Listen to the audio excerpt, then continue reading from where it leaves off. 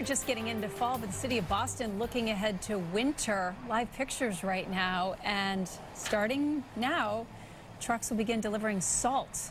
We will soon see it piled high. Hopefully, we will not need it anytime soon, but this is just a sure sign that winter is on its way. It's hard to believe.